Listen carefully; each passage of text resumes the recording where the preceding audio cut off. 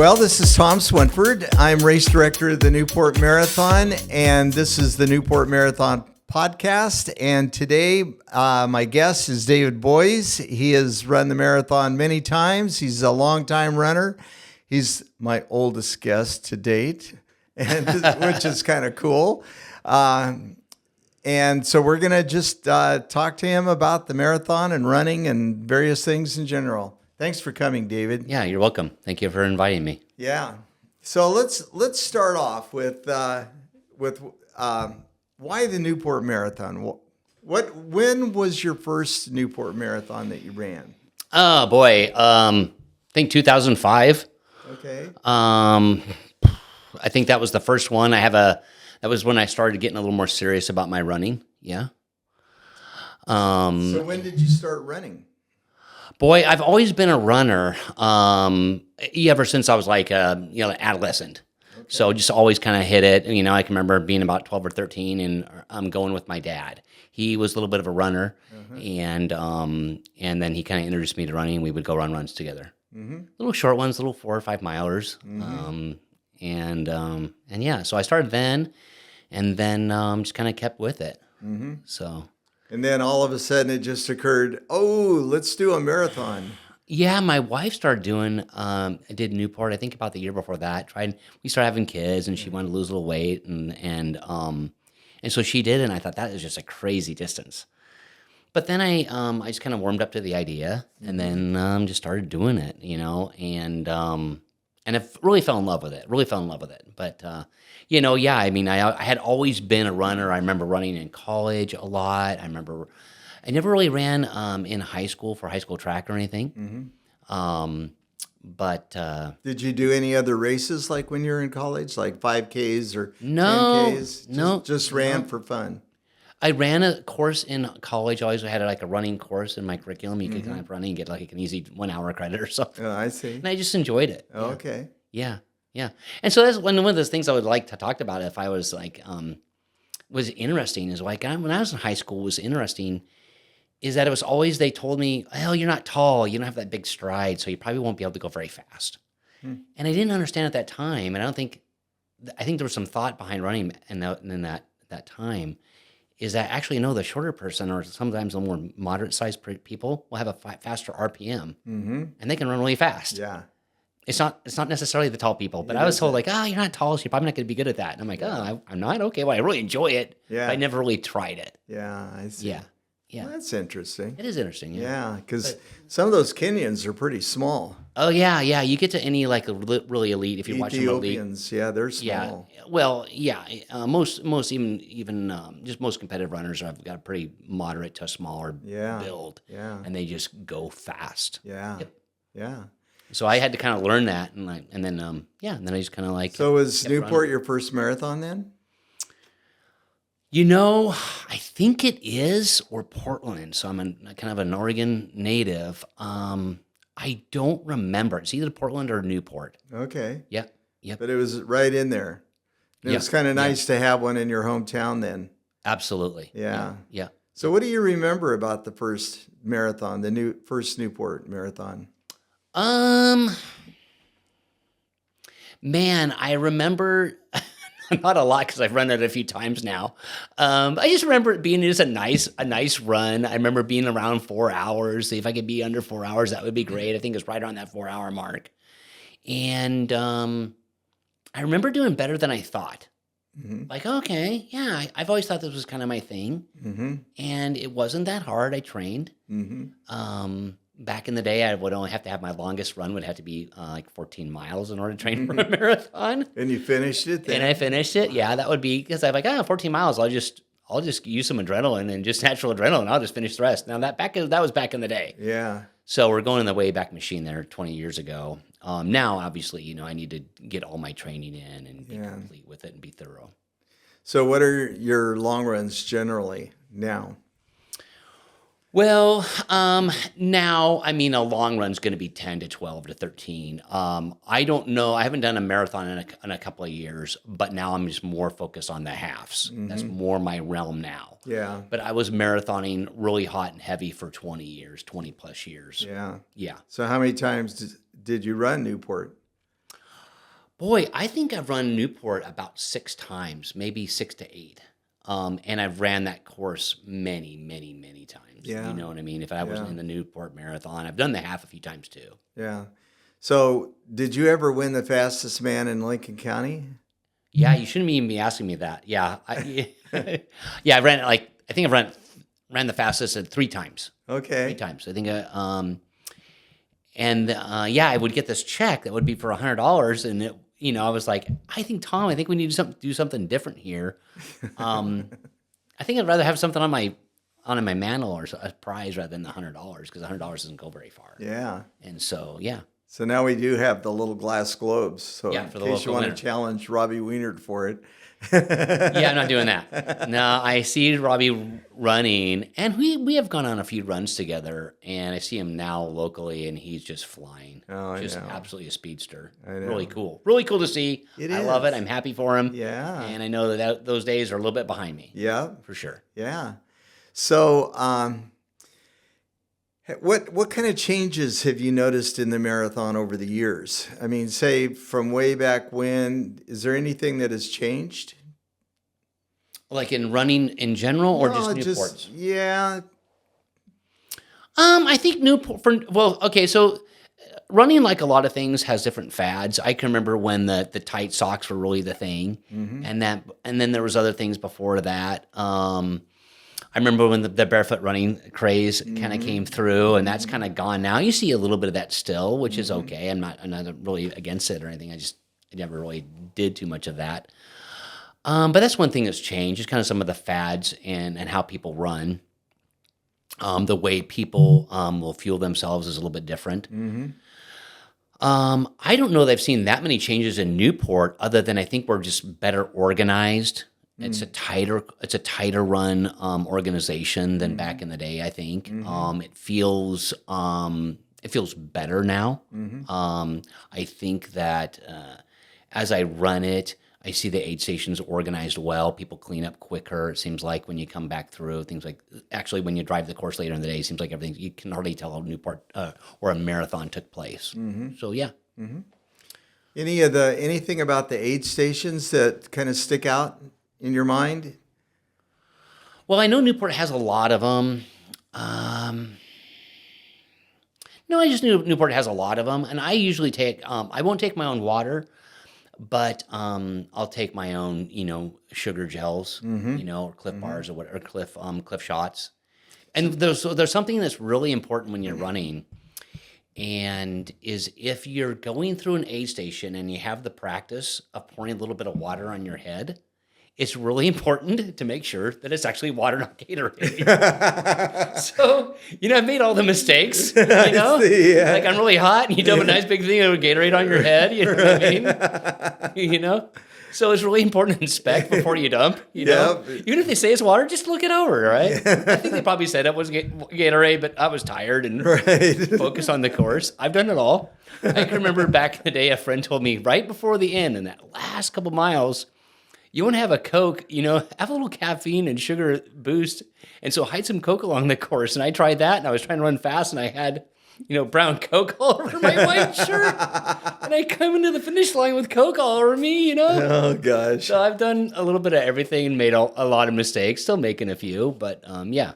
Yeah. So the aid stations are all run by kids. Yeah. They're all our athletic teams. Is there any of that kind of sticks out in your mind? yeah, I think it's great. I can remember when my kids were in high school that they all go, Mr. Boyce or whatever. Yeah. Yeah, it's all high school kids. That's one thing that's great about the Newport Marathon, and it's the only marathon I know that does this. It's just for boosters. So, and it's for boosters in Lincoln County, if I'm not mistaken, right? And so, what a great thing. Bruce and Debbie Durkee back in the day were big marathoners. Debbie was. And I think it's just a great thing. Just all that money going to those kids for schools is great. So we're really happy with that. Yeah. Yeah. You couldn't have a better cause. So you've now switched the half. Are you going to do the half I'm a this halfer. year? I'm a halfer. Yeah? Yep. So what about the half? Could you describe that a little bit? I think the half's a great course. I love it. It's similar to the Newport Marathon. No, I just think it's just more suited to my training, to my work schedule, to the wear and tear on my body. I'm in my upper 50s now. I'm not going to say exactly how old I am, but I'm upper 50s. I'm up there.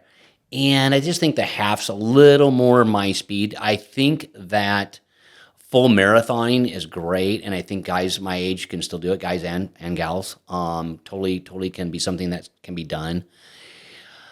I just know for me that I'm at a half point right now. I don't know that I see another full in my future. I think, but I'm not going to rule it out. I miss it. But you got to be strong. You got to have you got to be really strong. You got to not only be trained up, but it takes some internal strength and just some physical strength to get a full one done. Yeah, you're more of a racer than a doer, though. You like to really go for a faster time, a Boston qualifier, or that kind of thing. Yes. Yeah. I'm I'm a fairly competitive person, and it's I like to go fast. Yes, there's no doubt about that. I like to hit the turbo boosters, as I call them, about milepost 15. I'll save some for around there, and I'll hit that milepost back when I was running really fast, and I'll still do it on a half. I'm going to hit my faster paces or exert harder in that second half, and I want to hit it pretty hard before the end. At that end, I'll fuel myself with more emotion and more like we're almost done. But that last third, if you will, I'm going to be pushing pretty hard. Yeah, that right a little bit past the half to where I know most of it's behind me, the majority of it's behind me. And then boom, I'm going to start hitting it, pushing, and push hard. And maybe those last mile or two are going to be brutal because I'll have spent most of my energy right before that. But you've got to just try. For me mentally, I'll just try to like exert out those last one or two. Yeah. But I like to go fast. I know. You can hear it. I'm sure you can see it. You can hear it. To be the fastest man in Lincoln County several times. Yeah. You are. Yeah. So the other thing is when the half turns around or is meeting the marathon, have you ever noticed any half marathon overlap, conflict kind of thing? No. The transition is pretty smooth. Yeah.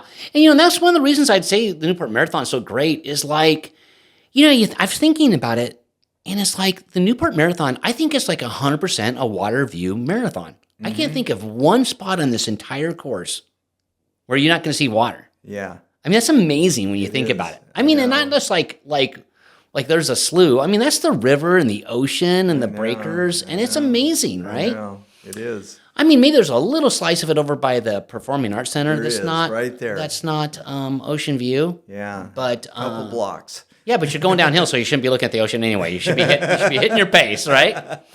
How I like the out and back of Newport. I like out and back courses. And I'm saying that kind of quick. An out and back means you're going out to a certain point and returning.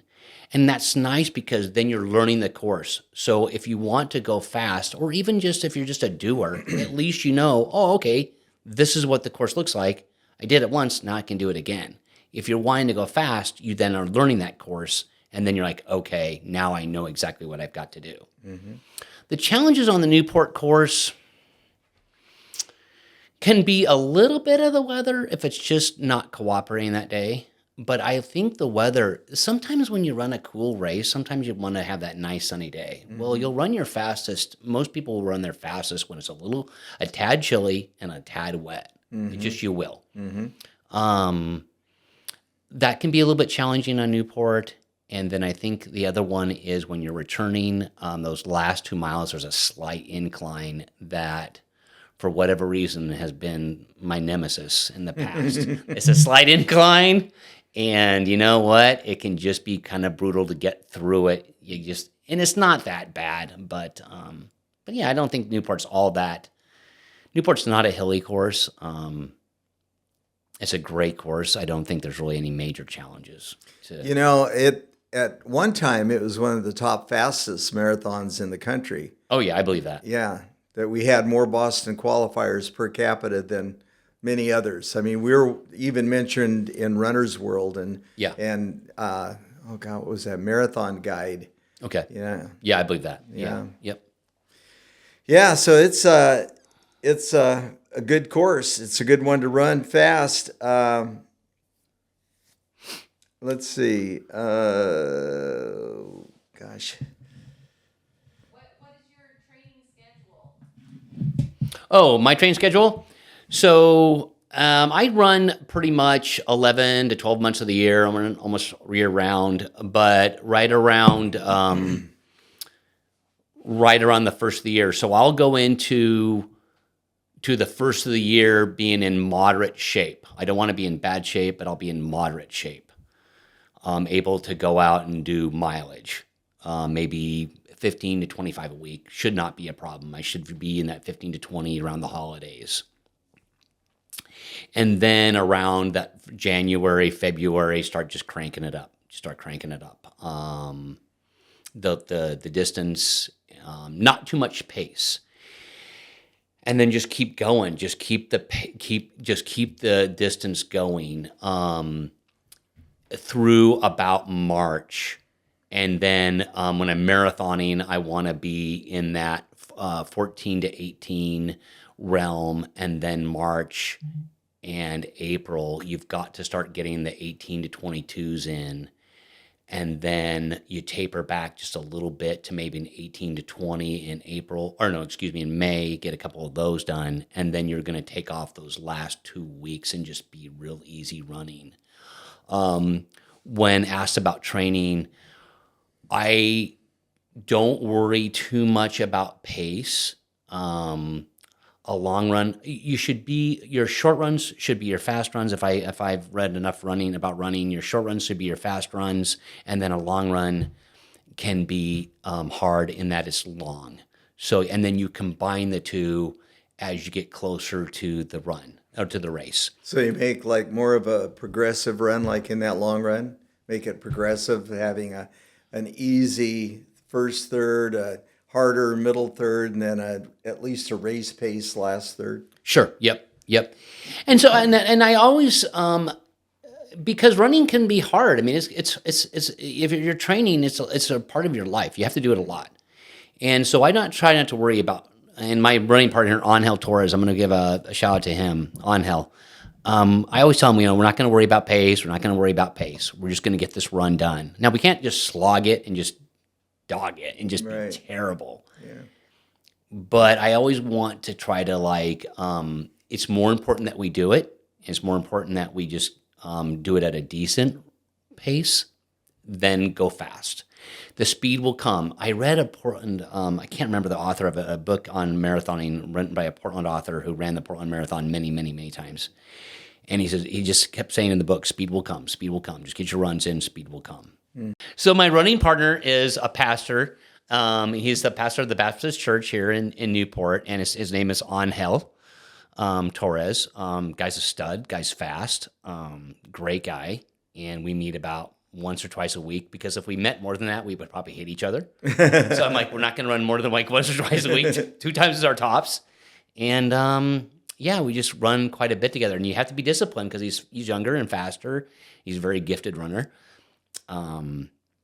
So you have to be kind of on your game, and you have to, he's easy on me. He's a great guy, but we run a lot of miles together. Anybody sees me running around Newport, they'll typically see me with that guy. Mm-hmm. And but you have to run a lot on your own too, because I know that he's doing his mileage on his own too. Mm-hmm. Yeah, it has a lot to do when your time's available. I mean, being a deputy sheriff, your time schedule probably switches all over the place. It does, and then you'll have a great run plan for after work, and then work will get long, and you don't get to get off work on time, and then you don't get to get your run in. Yeah. Yeah. And I'll say another thing. Another shot with my running partner. One thing that's interesting. Obviously, we're in Newport. We're on the Oregon coast. It rains a lot, and I didn't really like to used to run in the rain, but he's really helped me to appreciate the rain. He always goes, it's a blessing from God. So it's raining, it's blowing 20, 30, 40 miles an hour. And I mean, this doesn't feel so great, But I've learned to just go through it. I don't think I'm running in heavy winds, but frequently you're going to have to train when it rains. I've gotten a lot better at that. Yeah, well, that's great. Because of my running buddy. Yeah, he's a great guy. Oh, yeah, great He guy. does so much for the community. I mean, he helps feed the needy and all that. I know they had during COVID. They were stuffing bags, grocery bags, and taking to people that needed food and stuff. Yeah. Yeah. That's him. Yeah, guy. yeah, he's a great guy. Well, is there anything else you'd like to add? I'll say this. I think Newport's a great training or a great marathon to do. I think it's awesome, an awesome course, a fun local run. I think it's great if you want to do a Boston qualifier because it gives you time that if you don't quite get it, you have a little bit of time between the cutoff. I've been to Boston a few times, I think 3. I ran 4 qualifiers where I'm fast enough to get to Boston. But it's a great course for that reason. It's just a nice, cool, crisp course, and it's just great. Yeah. Well, thank you. I sure appreciate you being here, David. Yeah. You really added a lot more insight because of you being a veteran runner than some of the other folks did. Really, you did. Yeah. That's thank awesome. You. Yeah. Yeah. I really enjoy it, and I think it's for a lot of people, and it's just for anybody. Yeah. Yeah. I think one of the fads right now are a brand of shoes. I don't know if I'm able to say a brand, but I'll say Hoka shoes, or I don't know if I'm saying the name right. And they got really thick soles. I think that's a little bit of fad. I mean, everyone's always, and another fad is really, really springy shoes. I think that sometimes those Hoka, I don't know, just the thicker the sole, I think that they can put you too high up off the ground. Friends of mine know the science better, but basically they just lift you too high, or they can lift you high. There's lots of cushion there. That's great. I'm more of, I like when I'm training, I like a sturdy shoe, and that when I'm racing, I like a little bit thinner, lighter shoe. I think the thick shoes are great. I just see that as a fad, kind of. I don't know how long that's going to last. I think that if you look at the running shoes over time, they kind of all look about like that early 80s. They seem to all kind of center kind of closer back to that. Kind of it's a little bit of a wide base, a moderate sole. And so I don't know how long that's... But they're cool. I have nothing against them. Don't take me wrong. If you want to run in them, hit it. Go. Do your best course. And if that's what you're training with, then stick with it. They've actually put limitations on the stack height on some of those shoes. Sure. Because it has something to extending your stride even. Mm-hmm. I mean, just a few millimeters is enough. And so in some things, and I think maybe the pro level and maybe the NCAAs, they've got some limit on how high those shoes can be. Yeah, not surprising. Yeah. But the super shoes, they're the springy guys, and that seems to be a real popular thing right now. Yeah, the really springy ones. I remember pretty expensive. Yeah. I remember when Boston Boosts came out. I got a pair of those. They're really nice. But I got more of the racing. They were pretty flat, and but they're really, really great shoe. I liked them. Yeah. So they're always playing with technology. I'm in a pair of Brooks today, and they're always playing with the technology. It's really interesting to see how they change the shoe. Yeah. But like I say, when I'm training, I'm in a trainer, and when I race, when I go to those, and I do like to race, when I go to the runs, like Newports, I'll be in more of a racer, a lot thinner and a little bit faster, lighter shoe. Oh, thank you for that question. I listen to nothing, 0, always have. I like the peacefulness. I like to think. I like to work out problems. I want nothing. I don't like a rhythm to tell me my pace. My pace will be what I decide my pace is. And I'll do a little bit by clock, but I will judge myself internally how I'm doing. So I listen to nothing, and I probably never will listen to anything. I don't want to. I don't want a beat in the background to dictate that. Mm-hmm. So, I'm the same way. Yeah. I never listened to, yeah. That's cool. That's cool, yeah. You're a long time runner. Yeah. For a young guy like yourself. Yeah. I noticed that you're wearing one of our Newport half marathon shirts. Last year. Yeah, and that's that is a Bruce Koike design. He's an artist here in town that does fish prints, and so we were able to get a print of his and put that on the shirt. And we've done that for the half almost since the beginning of the half. The fish has always been kind of the thing with the half marathon, and the heron the thing with the full marathon. Right. Yeah. I was just gonna say, well, come on, Tom. I mean, the heron's the full and the fish is the half. Yeah, it's a great logo. Yeah, and that way, great theme. Yeah, people can then tell right away too. Even this year we did all silver shirts because it was our silver anniversary. Mm-hmm. So both half and full were silver, but the logo on front was different. Yeah. Yeah, I love it. It's a nice shirt. I like the. I just like everything about it. I don't like the shirts with too much ink on them. You know. Yeah. Just kind of it gets kind of weighty in the front. Yeah. So this is a nice light, cool shirt. So I like the athletic. Fabric. Yeah, the athletic fabric. Yeah, breathable. Oh wait, one last question. Yeah. On the Barrel to Keg, were you ever part of the Harlan Foot Patrol? I was the man on that. Yeah, I was. Yeah. Harlan, Foot Patrol in Harlan. Yeah. Yeah. Okay. Yeah. I just need to say one thing about the Harlan Foot Patrol is that they fashioned themselves after Reno 911. So these guys are all dressed in deputy uniforms with short shorts, sunglasses, tightly fitted shirts, and it was part of the Barrel to Keg relay. Yeah. It was pretty funny. And they would actually have people asking them for autographs. Oh, yeah. It was a lot of fun back in the day. Foot Patrol in Harlem was a great concept. Dave Carey, Dave Shanks, Dave Hawley. We were the Daves, I guess. There was another person or two. Ben Klecker was on there, I think.